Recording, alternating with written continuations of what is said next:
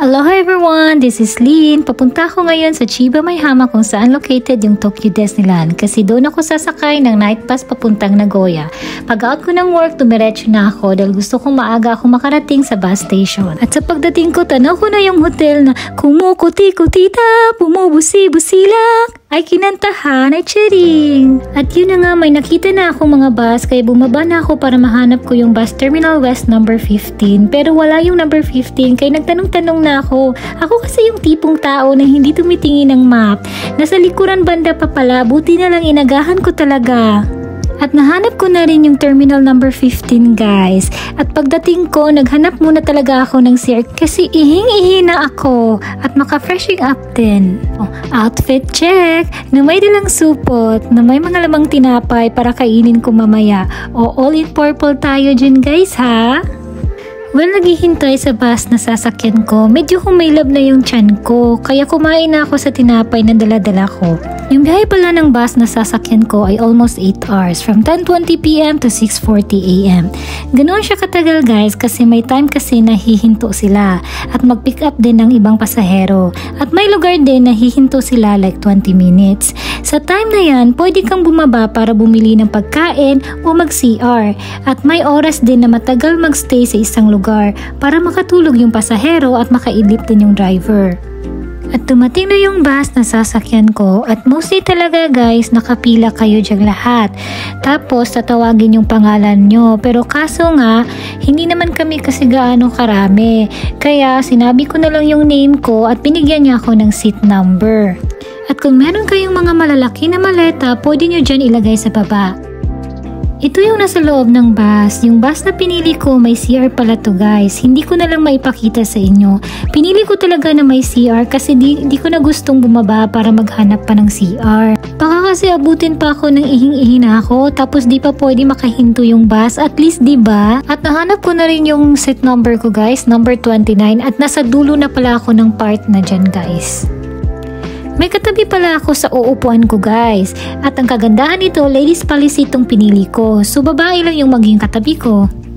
Yung bus pala may aircon na pwede mong ma-adjust at may footrest na rin na adjustable.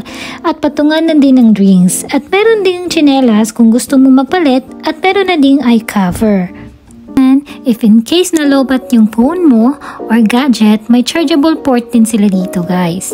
Nagpalit na pala ako ng tsinelas para komportable ako. Sinubukan ko nga pumikit kaso di ako makatulog kasi nga ang liwanag. Kaya buti na lang pinatay na yung ilaw na pinalitan ng green lights so makakatulog ka talaga. At nakarating na din ako sa Nagoya at sinulo pala ako ni Brent dyan at kumain muna kami sa Moose Burger. July 26, 2024. Nakapag-decide kami ni Brent na lumabas after ng klase niya. Buti na lang hindi na masyadong mainit guys. Kakaiba kasi dito ang humidity dito sa Japan. Unlike sa Pinas. Yung init kasi dito is walang hangin. Pati gabi, sobrang init guys. Tapos yung init dito, sobrang hapdi sa balat. Anyway guys, yung plan talaga namin is pupunta kami ng thrift store pero hindi na lang. So pumunta na lang kami dito sa Hisaya Odori Park para maghanap ng kainan. At dito pala kami kumain sa TGIF Friday. So everyday is Friday guys. May naka-note nga sila, in here it's always Friday. In fairness naman, masarap yung food nila dito. Nag-order lang pala kami ng pasta and set of burger at yung chicken nila. At itong burger nila sobrang sarap. Hindi talaga tinipid ng mga sagol. Ito dong chicken nila, isa daw ito sa mga bestseller nila. Pero guys, hindi ko masyadong bet yung sauce nito. Pero isa to sa mga popular nila. Anyway guys, iba-iba naman tayo ng taste of preference. Bago pala kami uuwi, nagsabi muna ako kay Brent na picture muna kami. Pangalawang punta na pala namin dito sa Odori Park na magkasama kami. At sinabihan ko pa nga siya, videohan niya muna ako. Walang lalakad, tapos pakita yung tower. Oh, may request pa yung ate niyo ha? Natatawa nga ako dito kay Brent kasi sabi niya, uuwi na kami. Baka daw kasi maiwan kami ng train. Yung tipong na parang galit na siya pero malumanay pa rin. Bakit ba siguro natin masakyan?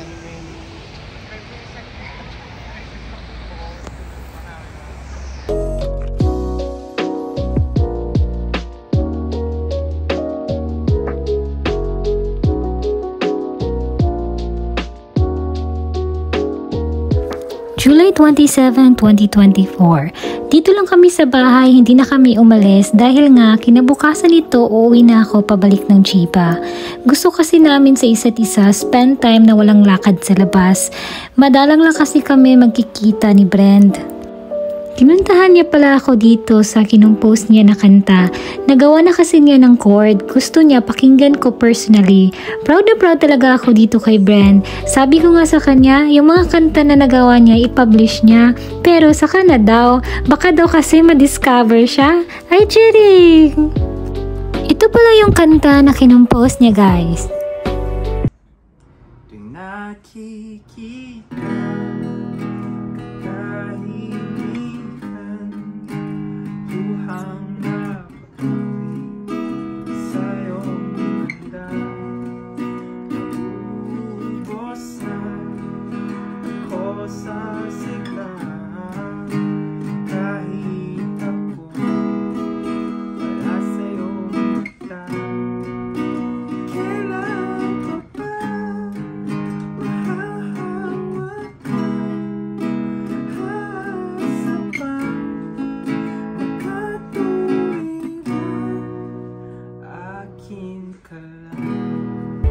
Pauwi na pala ako nito pabalik ng Chiba.